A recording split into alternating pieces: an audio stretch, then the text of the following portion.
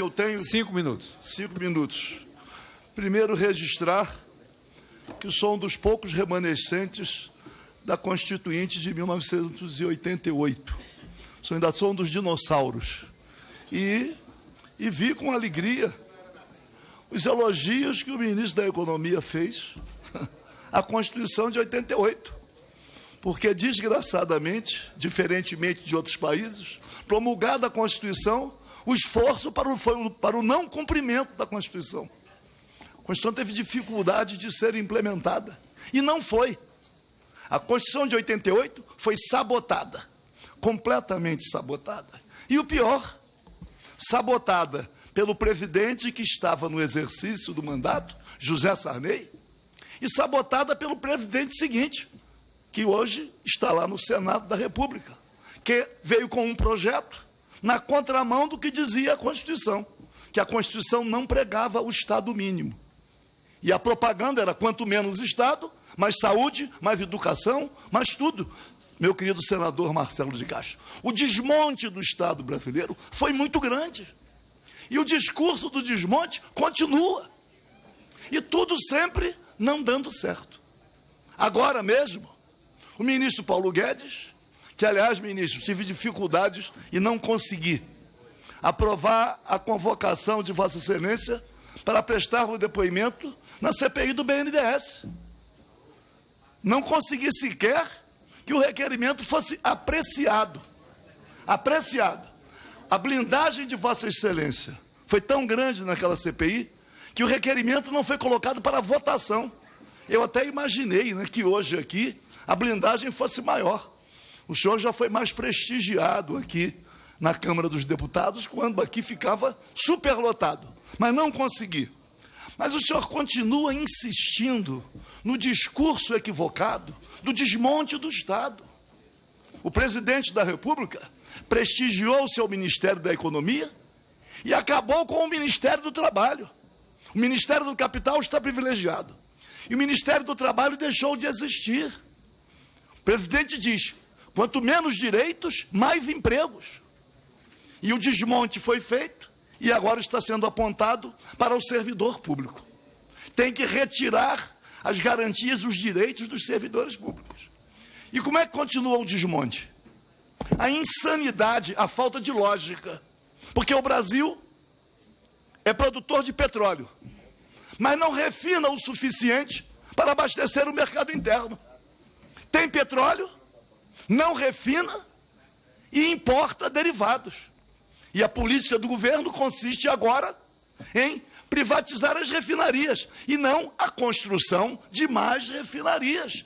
Não tem lógica isso. Vossa Excelência falou aqui no risco Brasil. Quem é que calcula esse risco?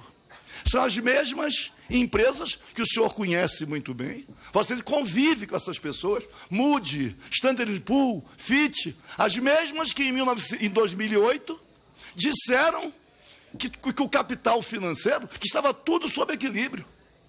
Em 2008, não foi crise, foi um golpe do capital financeiro, com reflexos em economias dependentes, como a do Brasil. Agora fala em privatizar a Eletrobras.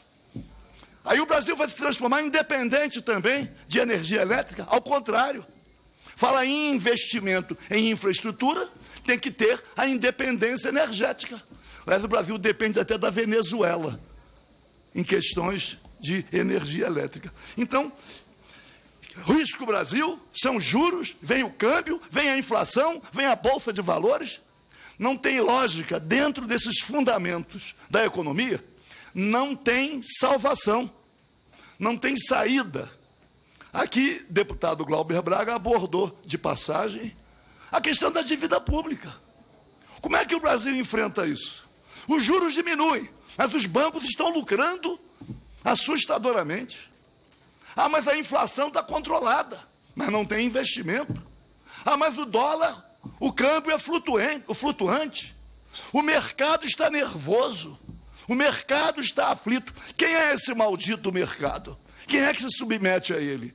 Então, agora, os Correios e Telégrafos vão privatizar.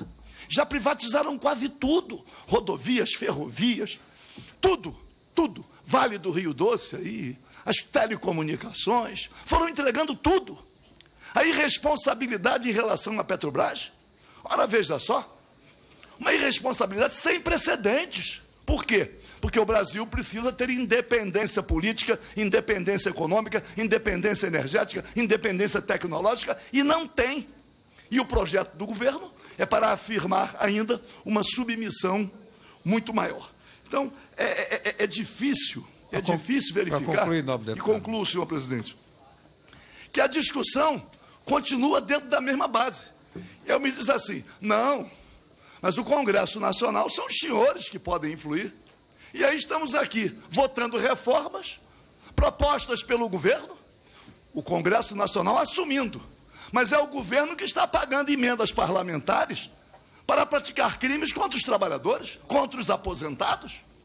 Estamos agora aí discutindo outra reforma. Ah, mas o governo vai liberar as emendas impositivas. Liberar para quem? Liberar para comprar votos. Aonde? Não é falta de maturidade no Congresso Nacional, que quem determina, quem elabora, quem impõe é o Poder Executivo. Mas impõe a partir de meios que não são tão republicanos assim. Então eu vejo que a proposta é a mesma, deputado, não tem saída, porque é a proposta que aprofunda a dependência, porque, desgraçadamente, não temos um projeto nacional. Para concluir esse bloco, passa a palavra ao deputado Lucas Gonçalves. Senhor presidente, obrigado.